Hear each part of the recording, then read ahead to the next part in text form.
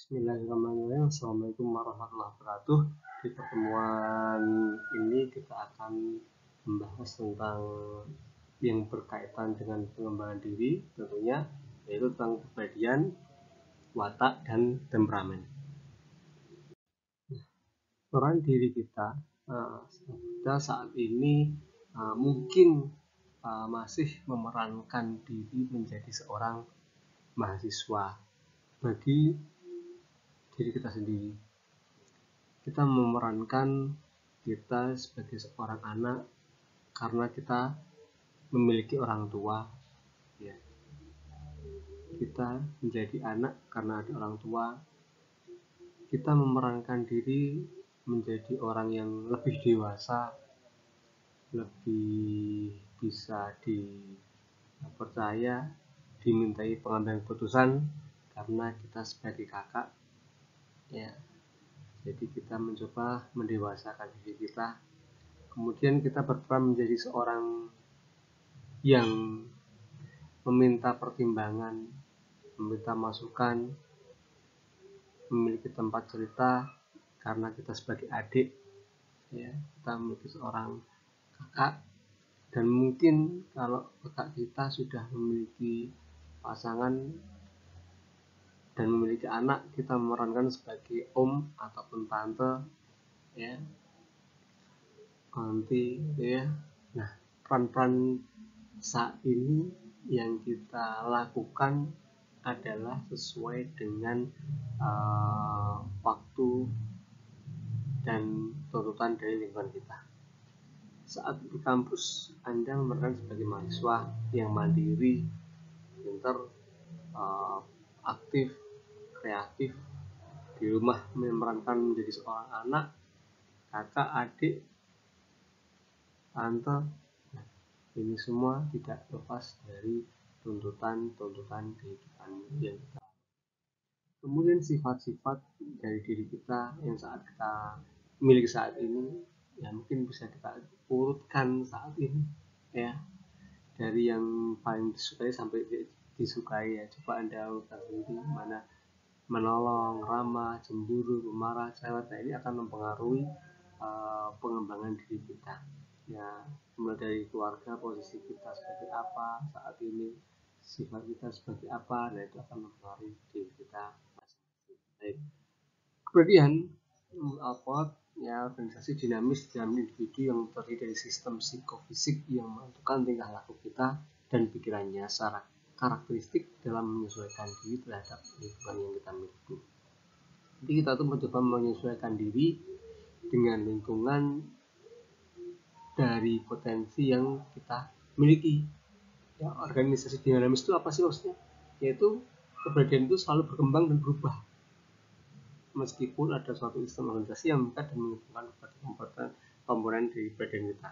Jadi kita juga menyadari bahwa dulu waktu kita SMP, kita seperti apa, cara perkembangan kepribadian kita. SMA seperti apa, sudah semakin dewasa, semakin matang, semakin cerdas, semakin logis. Waktu kita masuk ke bangku perkuliahan, saat ini kita sudah mengalami perkembangan yang luar biasa. Psikofisik itu merupakan organisasi kepribadian melingkupi kerja tubuh dan jiwa. Jadi tidak terpisahkan, menjadi satu satuan dalam satu satuan yang tidak pernah terpisahkan. Jadi kepribadian kita itu tidak lepas dari jiwa dan fisik kita, semuanya berkembang bersama, semakin dewasa, bahkan kalau secara fisik berarti semakin menua. Menunjukkan bahwa kepribadian itu mengandung kecenderungan determinasi yang memainkan peran aktif dan tingkah laku individu. Jadi kepribadian itu sangat memegang peran yang vital, ya. Apakah kita menjadi seorang yang aktif ataupun kita menjadi orang yang pasif, orang yang tidak egois, orang yang memiliki altruisme tinggi, itu kepribadian ini dibentuk dan memainkan peran yang sangat penting di situ, ya.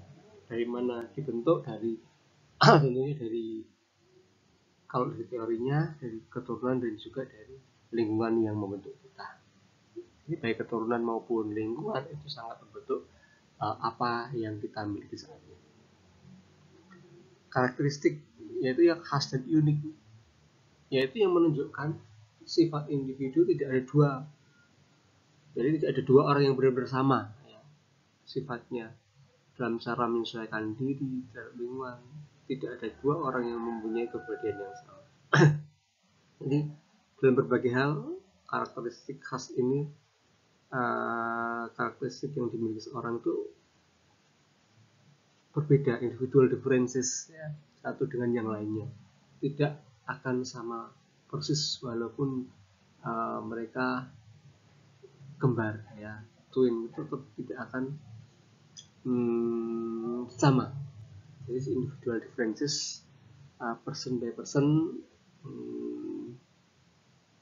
tidak akan mungkin sama ya. Kemudian misalnya individu terhadap lingkungan itu kemudian mengantarkan individu dengan lingkungan fisiologisnya, kemudian memiliki fungsi adaptasi dan menentukan dari apa yang akan kita lakukan terhadap lingkungan kita. Jadi ya, penentuan yang kita lakukan itu juga akan pengaruhi apa yang kita lakukan, fungsi adaptasi ya, memutuskan diri lingkungan dan watak merupakan karakteristik is personality evaluated and personality is character devaluated. Watak atau karakter dan kepribadian atau personal itu satu dan sama dengan dirinya, akan tapi dipandang dari segi yang berlainan. Nah, kalau ingin mengadakan penilaian, jadi menggunakan norma, maka lebih tepat menggunakan istilah watak. Tapi kalau bermaksud menggambarkan apa adanya, jadi tidak akan melakukan penilaian, lebih tepat dipakai istilah kepribadian. Jadi watak itu bisa kita ukur ya, karakteristik personal evaluated. Nah, jadi bisa kita evaluasi dengan menggunakan pengukuran. Di sini dikatakan kalau kita mau mengukur lebih tepat menggunakan watak. Ya, tapi kalau hanya tidak pakai penilaian, berarti kita menggunakan istilah kepribadian. Ya. Dapat memberi batasan watak sebagai totalitas dari keadaan dan cara bereaksi jiwa terhadap perangsang. Jadi ada, kalau teori dasar itu ada stimulus, ada respon. Jadi bagaimana kita merespon dari stimulus atau perangsang yang ada, apa yang akan kita lakukan. Misalnya kita di jalan ada sesuatu yang membuat kita emosi, membuat kita harusnya emosi, tapi kalau wataknya kita itu memang tenang, tidak emosian, ya kita bisa menenangkan diri, tidak pakai emosi ya, itu watak. Kemudian watak yang dibawa air, aspek yang merupakan dasar dari watak sangat berhubungan dengan keadaan fisiologis, ini kualitas susunan syaraf pada manusia yang ini tidak bisa dirubah, itu bawaan dari lahir dan itu berkaitan dengan syaraf-syaraf berkaitan dengan bioneuropsikologi yang kita miliki, yang pernah kita baca juga. Nah, watak yang diperoleh, watak yang dipengaruhi oleh lingkungan, pemahaman dan pendidikan. Seperti saya sampaikan tadi, kepribadian watak itu juga dipengaruhi oleh nature and nurture ya. Jadi bawaan yang dibawa oleh diri kita lahir dan juga yang dipengaruhi oleh lingkungan dan sekitar kita ya. Jadi itu juga mempengaruhi watak yang kita miliki. Kita hidup di lingkungan yang dididik dengan harus sabar, harus menekan emosi kita akan menjadi seperti itu. Ada juga yang dididik dengan karakter yang meledak-ledak, lebih asertif, nah maka juga akan terbentuk yang seperti itu.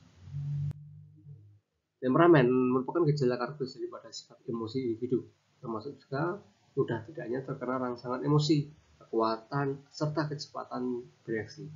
Kualitas kekuatan suasana hati, segala cara daripada fluktuasi dan intensitas suasana hati. Gejala ini bergantung pada faktor konstitusional dan karenanya berasal dari keturunan. Jadi bagaimana kita bereaksi terhadap sesuatu yang rangsangan dari luar, bisa rangsangan emosi, kekuatan ya, dan bagaimana kita bereaksi terhadap itu yang ada. Itu merupakan temperamen. Ewald mengatakan temperamen konstitusi psikis yang berhubungan dengan konstitusi jasmani. Jadi antara psikis dan jasmani saling berkaitan. Peran yang penting adalah peran keturunan, sedangkan lingkungan dan pendidikan tidak ada dalam temperamen. Menurut Ewald ya, beberapa teori yang mengatakan temperamen. Ya. Dalam katanya dengan watak, Ewald melihat temperamen sebagai yang tetap seumur hidup, yang tidak mengalami perkembangan, karena temperamen tergantung pada konstelasi hormon, dari hormonal. Sedangkan konstelasi hormon itu tetap selama hidup, sedangkan watak walaupun pada dasarnya telah ada, tapi masih mengalami pertumbuhan dan dipengaruhi juga oleh lingkungan. Ya, watak adalah sifat yang lebih mendasar, berasal dari turunan atau totalitas dari keadaan yang cara reaksi jiwa terhadap perangsang. Jadi pada pada perangsangan, dan itu bisa berkembang terhadap lingkungan. Nah, watak biasanya berasal dari bawaan, misalnya di mana personal kita itu dilahirkan, maka dia telah memiliki satu watak atau juga sikap yang mendasar padanya. Watak juga berasal dari pengaruh lingkungan. Ya, maksud di sini adalah masih dipengaruhi oleh lingkungan sekitar kita dididik. Jadi dapat kita katakan bahwa di sini bahwa watak merupakan bagian daripada kepribadian, atau watak itu terdapat dalam kepribadian. Watak juga bisa membentuk suatu kepribadian, sedangkan temperamen merupakan suatu karakter daripada sifat emosi yang juga terdapat di dalam kepribadian dan watak. Oke. Mungkin itu dulu yang bisa saya sampaikan. Terima kasih atas perhatiannya. Assalamualaikum warahmatullahi wabarakatuh.